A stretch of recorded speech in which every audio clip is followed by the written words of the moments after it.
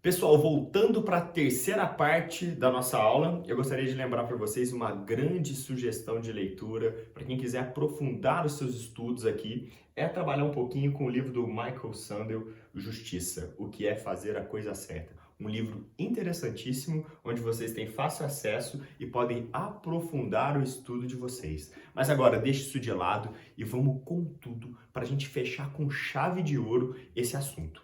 E eu quero todo mundo acertando essa questão. Recapitulando, olha só, estamos na última parte da definição normativa do direito. Para isso, estamos tratando de quem? Dos elementos fixos. Terminamos o último bloco falando exatamente do primeiro elemento fixo, que é a origem do direito. Qual é o nosso objetivo neste bloco de aula? Tratar da forma, conteúdo, garantia de aplicação e depois encerrar com a verdadeira definição normativa do direito. Espero que você tenha compreendido passo a passo e agora vamos acelerar e vamos com tudo. Acompanhe comigo. Passando pela origem do direito, entramos exatamente aonde? Na forma do direito. Pessoal, este assunto é muito interessante porque gera uma série de dúvidas. Por quê? Nossa tradição jurídica é a chamada civil law. O que é isso, a civil law? É o direito escrito. Nós apostamos num direito tipificado, num direito normatizado. Tanto é que os alunos do direito ficam andando para baixo e para cima com aquele negócio grandão chamado de vade-mecum. Eu até brinco, se você levar um tiro e tiver com vade-mecum, você não morre. O vade-mecum te protege. Porque nós temos uma série de leis, uma série de normas, é muita coisa escrito. Porém, esta não é a única forma do direito se apresentar. Existe a civil law e também existe a chamada common law. Common law é uma forma diversa do nosso. É um direito baseado nos costumes. Por isso, se você estiver estudando em Harvard ou se você estiver estudando na Inglaterra, você não vai carregar um vade-mecum. Você vai carregar um livro onde tem uma série de casos, porque o direito não tem origem necessariamente na norma, como no direito escrito. Ele teria origem aonde? Nos costumes. E o que seria determinante para uma decisão judicial? Como esse caso já foi decidido no passado. Então, note o seguinte. Existe segurança jurídica de um lado e existe segurança jurídica do outro. Porém, como nascemos sobre a égide da civil law, temos a desconfiança da common law. Sempre gera aquela dúvida, mas como é isso que funciona bem essa ideia de costumes? Mas note que se você conversar com alguém que estuda em locais onde o direito se filia à common law, ele faz o mesmo questionamento sobre o civil law. Como que é isso que tem esse tanto de lei? Como que isso funciona? Isso não é prático. Então, não é uma questão de um ser melhor ou pior, é uma questão de se filiar a uma tradição ou não se filiar a uma tradição. Uma pergunta para você raciocinar. No mundo, existe mais a civil law ou a common law? Tá aqui a resposta. Na Europa, civil law tá de vermelho. Na common law tá de azul. Então, em azul são os estados europeus que seguem a common law. A civil law domina no continente europeu. Mas fora do continente europeu, nós temos que pensar em alguns grandes países, como por exemplo o Brasil. Nós nos filiamos à ideia da civil law. Os Estados Unidos, por exemplo, uma potência mundial, se filia à ideia da common law. A Inglaterra também se filia à ideia da common law. Mas, muito interessante conhecer a dicotomia entre elas, civil law e common law, mas lembrar do que há de mais importante. Está fora de moda falar que um país é estritamente da civil law ou um país é estritamente da common law. Por exemplo, os Estados Unidos, apesar de serem baseados nos costumes, têm a sua Constituição. E você pode notar o seguinte, existe, e esse fenômeno é talvez a parte mais relevante dentro desse elemento fixo, mais até do que conhecer os nomes. existe uma chamada influência recíproca, onde os estados da Civil Law influenciam os estados filiados à Common Law e os estados filiados à Common Law influenciam os estados da Civil Law. Para isso, você vai parar agora, pegar a sua caneta ou o seu lápis e anotar a seguinte observação: exemplos de influência da Common Law no nosso sistema Civil Law. Você vai colocar assim: jurisprudência, súmula e súmula vinculante. Note que é gradativo.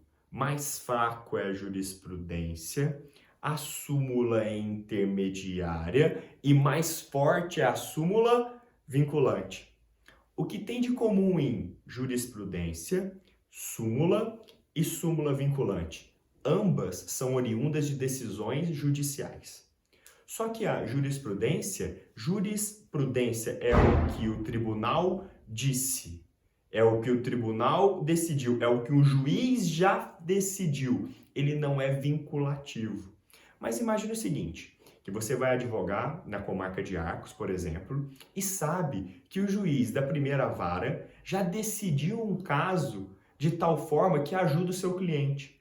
Você coloca todos os argumentos jurídicos na sua petição inicial e também coloca o quê? Cópia da decisão passada. Essa é uma alegação de jurisprudência. É como se você falasse assim para o juiz: olha, você já decidiu um caso igual ao meu desta forma. Gostaria que você repetisse essa forma de decidir. Agora pense na súmula. A súmula são criadas pelos tribunais, como por exemplo, o Supremo Tribunal Federal, o Superior Tribunal de Justiça, o STJ, o TRT, o Tribunal Regional do Trabalho, o TRF, os Tribunais Regionais Federais, os TJs, os Tribunais de Justiça e assim por diante. O que seria então essa súmula? Imagina que existem diversos juízes e todos os processos desaguam aonde? No mesmo tribunal. E todos os dias esse tribunal decidisse casos semelhantes, dando a mesma resposta. E ele está cansado de dar a mesma resposta para todos os casos. Então ele vai editar uma súmula avisando que quando chegar um caso com aquela pergunta, a resposta já será essa. Isso facilita a vida das pessoas. Eu até brinco que quando chega alguém com um caso no escritório de um advogado que está amparado por uma súmula, ele sabe que vai ganhar o processo. É na hora que ele fala para o cliente: olha, vamos fazer no risco. Você não precisa pagar nada agora, mas se nós tivermos um sucesso nessa ação, eu fico com 20% do valor. Pode ser assim? E o cliente normalmente fala: pode ser assim. Ele só fica triste na hora que sai o alvará, que você vai levantar o dinheiro e pega 20%, ele vai falar: você está me roubando? Não, você trabalhou para isso. Mas por que o advogado faz isso? Porque se ele está amparado com uma súmula, ele tem quase a certeza de que vencerá aquele processo. Tudo bem? Falta uma, a chamada súmula vinculante. Pessoal, outra observação no seu caderno. Você vai colocar assim: a súmula vinculante foi incrementada no ordenamento jurídico por meio da emenda constitucional 45. O que significa essa súmula vinculante? Somente o Supremo Tribunal Federal pode editar a súmula vinculante. Isso está previsto no artigo 103A da Constituição Federal. Pessoal, essa é a hora que você para a aula, abre seu vadimeco, faça a leitura do 103A da Constituição. Lá estará determinado o que é a súmula vinculante. Mas eu faço um resumo para você. A súmula vinculante obriga a todos os tribunais a seguirem aquela determinação. Note que a jurisprudência e a súmula geram um efeito de fazer com que o juiz siga aquela decisão, mas não é obrigatório. Agora, quando você está diante de uma súmula vinculante, é obrigatório que siga o que está ali determinado. falei em sala com vocês o exemplo do nepotismo. O nepotismo no Brasil é vedado pela súmula vinculante número 13. Então, sugestão de estudo, que você pare a aula e faça a leitura da súmula vinculante 13, para que você entenda o que é e o que não é nepotismo no Brasil. Estamos combinados assim? Parou a aula, fez a leitura, então vamos voltar aqui com a nossa história. Civil Law e Common Law, que trabalha com a ideia de forma do direito, Podemos então passar para o próximo elemento. O próximo elemento que temos que discutir é em relação ao conteúdo do direito. E essa é uma das partes que eu mais gosto de estudar com vocês. Porque na hora que falamos de conteúdo do direito, temos que determinar se o direito é estável ou se o direito é mutável. E para isso, você vai prestar muita atenção nas minhas palavras e verificar se já tem isso anotado no seu caderno. Porque é o seguinte, em qualquer lugar do mundo que você for, você pode classificar a Constituição daquele Estado. Dependendo da classificação, teremos uma resposta diferente, se a Constituição é estável ou se ela é mutável. Então, primeira coisa, pense comigo, Constituição pode ser, é gradativo, flexível, pode ser semi-rígida, pode ser rígida ou pode ser super rígida. Vamos entender passo a passo. Passo a passo. O que significa uma Constituição flexível?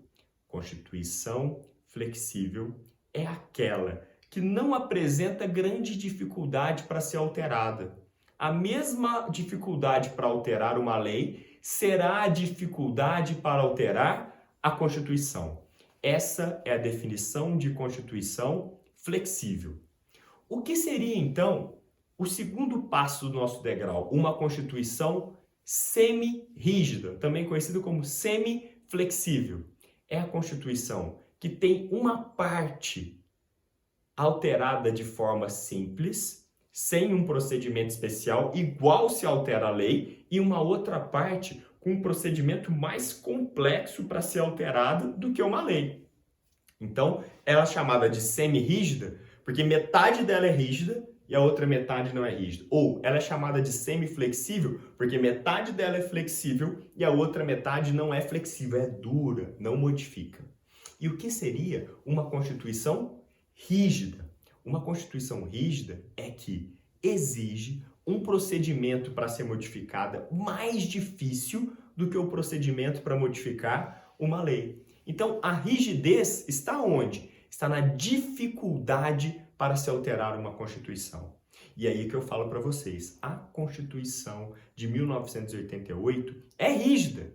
Por quê? Para alterar qualquer norma da Constituição, você precisa de um número muito grande de votos. Se você abrir o artigo 60 da Constituição, está descrito todo o procedimento para modificar a Constituição. Quando alguém tenta modificar uma Constituição, elabora uma PEC. E o que seria uma PEC? Um projeto de emenda à Constituição. Emendar algo é modificar. Se essa PEC for aprovada, ela se torna uma emenda à Constituição. Então, como eu anotaria no meu caderno? Colocaria PEC, setinha, EC. Como assim? PEC, EC. PEC, projeto de emenda à Constituição. EC, emenda constitucional. Quem fez a pausa na aula e checou o artigo 103A da Constituição, percebeu que ela foi alterada pela emenda constitucional 45. O que significa isso? Que teve um projeto de alteração da Constituição que passou por esse procedimento complexo e modificou a Constituição. Por isso, uma PEC se tornou uma verdadeira emenda à Constituição. Estamos conversados com isso? Então, volta aqui. Constituição pode ser flexível, Constituição pode ser semi-rígida, a Constituição pode ser rígida quando tem um processo de modificação mais complexo do que as leis, mas também a Constituição pode ser super rígida. Isso só funciona quando você já tem uma Constituição rígida e aí você vai escolher um pedaço dentro dessa Constituição para falar assim: eu sei que a Constituição pode ser modificada, mas esse pedaço não será alterado por nada. Então, peraí, do que eu estou falando? Eu estou falando da existência das cláusulas pétreas. Cláusulas pétreas são cláusulas que não podem ser modificadas, nem mesmo para esse procedimento mais difícil que é chamado PEC ou emenda à Constituição. Então, note o seguinte: Constituição rígida é aquela que pode ser modificada por um procedimento mais complexo. Constituição super rígida é a que é rígida, mas foi escolhido um pedaço dela, um núcleo central dela, para que não possa ser modificado de forma alguma.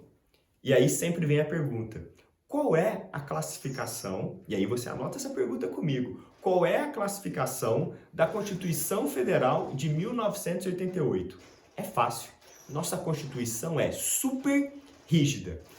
Coloque o nome junto no seu caderno, super rígida. O rígida tem a ver com o quê? Com a exigência de um processo mais difícil para ser modificado do que a modificação que se dá com as leis. Por isso que a gente fala da emenda da Constituição, a PEC. Agora, o super está onde? Está na existência das cláusulas pétreas, ou seja, um pedaço da Constituição que não pode ser modificado, nem mesmo por aquele procedimento mais sofisticado.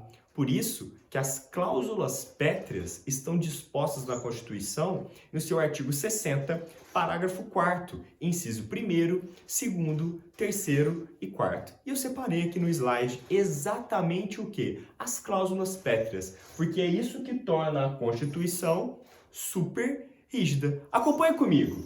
O artigo 60, que é o que torna a nossa Constituição rígida, diz assim: a Constituição poderá ser emendada, a Constituição poderá ser modificada, ó, emendada, modificada. E lá no seu parágrafo 4º diz assim: não será objeto de deliberação a proposta de emenda tendente a abolir.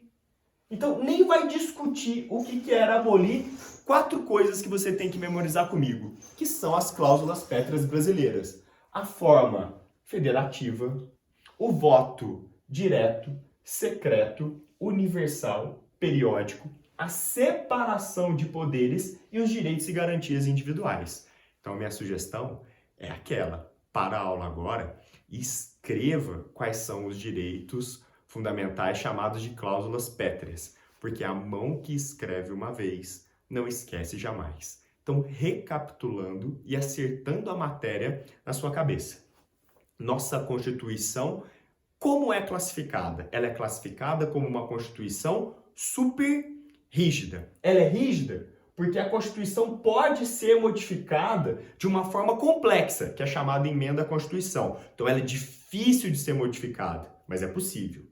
Agora, tem um pedaço da Constituição que nem mesmo por esse procedimento sofisticado pode ser modificada. E é por isso que a gente fala de super rígida. A palavra super dessa classificação tem a ver com o parágrafo 4º, que você vai lembrar sempre, são as cláusulas de pedra, as cláusulas pétreas da Constituição Federal. Mais uma vez, onde estão previstas as cláusulas pétreas na Constituição Federal de 1988? Estão previstas no artigo 60, parágrafo 4º, inciso 1º, 2º, 3º e 4º.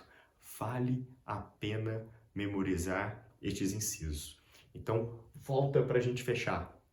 Conteúdo do direito. O direito é estável ou ele é mutável? Bom, prevalece que o nosso direito ele é mutável. E para mudar aquele texto que está no topo do ordenamento jurídico, chamado Constituição, e no nosso caso a Constituição Federal de 88, existe um procedimento mais sofisticado. Por isso a Constituição é rígida. E ela também será super rígida, porque existe um pedacinho que nem mesmo pode ser atacado pela emenda constitucional. Combinado sobre isso? Vou fazer a última pausa para que a gente fique com aulas cravadas e volto para falar do quarto elemento fixo e a definição normativa do direito. Espero por vocês.